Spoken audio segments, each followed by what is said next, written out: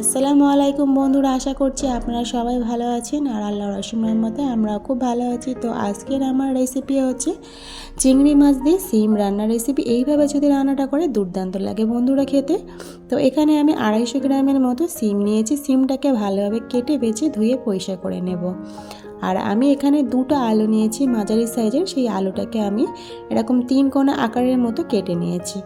তো এখানে আমি ভালোভাবে ধুয়ে পরিষ্কার করে নেওয়ার পরে এবার আমি রান্নাতে চলে যাই। তো একটাই রিকোয়েস্ট, স্কিপ করে দেখবেন না, ফুল ভিডিও দেখার জন্য অনুরোধ রইল।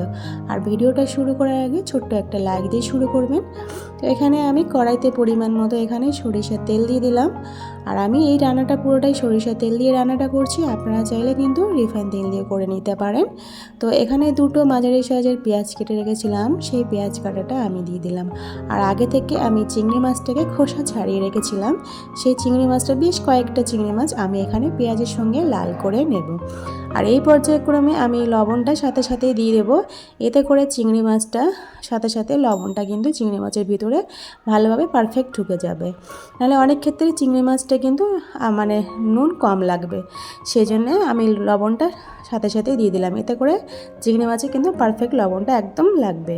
তো এখানে কিছুটা পরিমাণ এখানে জল দিয়ে দিলাম। জল দেওয়ার পরে এখানে আদা রসুন বাটা দিয়ে দিলাম হাফ চামচের মতো। আর এবারে হাফ টিস্পুন করে জিরা ধনিয়া গোলমরিচ গুঁড়া এখানে দিয়ে দিলাম। আর এখানে হলুদ গুঁড়া দিয়ে দিলাম হাফ টিস্পুনের মতো। আর এখানে হাফ টিস্পুন মতো আমি এখানে ঝাল লঙ্কা গুঁড়ো দিয়ে দিলাম, কারণ আমার কন্টেন্ট মানে আমার এই সবজির মানে লেভেলটা কিন্তু খুবই কম, সেই জন্য আমি খুবই কম মশলায় দিচ্ছি, সেই জন্য অল্প অল্প মশলা দিয়েছি। তো এখানে মশলাটা ভালোভাবে কষানো হয়ে গিয়েছে। আর এখানে আরও কিছুটা পরিমাণ আমি এখানে কাঁচা লঙ্কা চিড়ে এখানে দিয়ে দিলাম।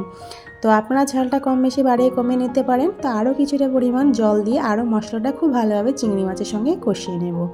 তো একদম ভালোভাবে কষানো হয়ে গেছে। এবার আমি যে আলু কেটে রেখেছিলাম সে আলুটাকে দিয়ে একটু পেঁয়াজের সঙ্গে আর চিংড়ি মাছের সঙ্গে ভালোভাবে আলুটাকে কষিয়ে নেব, কারণ শিম কিন্তু খুব তাড়াতাড়ি সিদ্ধ হয়ে যায়, সেই জন্য আমি আলুটাকে প্রথমে দিয়ে একটু সিদ্ধ করে নেব। তো এবারে কিছুটা মানে কষানোর পরে আমি কিছুটা পরিমাণ জল দিয়ে, দেখতে পাচ্ছ জলটা পুরোপুরি শুকিয়ে গেছে। এবারে আমি যে শিম কেটে রেখেছিলাম সেই শিমটা দিয়ে দিলাম। দেওয়ার পরে ভালোভাবে আলুর সঙ্গে শিমটাকে ভালোভাবে নেড়ে চেড়ে নিয়ে এবার আমি রান্নাটা করে নেব। তো আমার ভিডিও যে যেখান থেকে পারছেন দেখছেন, দেশ বা বিদেশের বাইরে, তাদেরকে অসংখ্য অসংখ্য ধন্যবাদ আমার এই আজকের রেসিপিটা দেখার জন্য। তো 5 মিনিট ঢাকনাতে চাপা দিয়ে দিলাম। 5 মিনিট পর ফিরে এলাম, দেখতে পাচ্ছেন শিমটা অনেকটাই মানে হেজে গেছে, মানে একদম অনেকটাই সিদ্ধ হয়ে গেছে। এবার আমি পরিমাণ মতো জল দিয়ে দিলাম, যতটা ঝোল লাগবো তার থেকে একটু বেশি জল দিয়ে দিয়েছি। আমি এখানে কিন্তু শিমটা পুরোপুরি একদম শুকাবো না, মানে একদম বেশি ঝোলও রাখবো না, খুব কমও ঝোল রাখবো না, মিডিয়াম ঝোল রাখবো, সেই জন্য ঝোলটাকে আমি বুঝে শুনে দিয়েছি। এবারে লবণটা একটু কম লাগছিল বলে সেই জন্য লবণটা আমি দিয়ে দিলাম।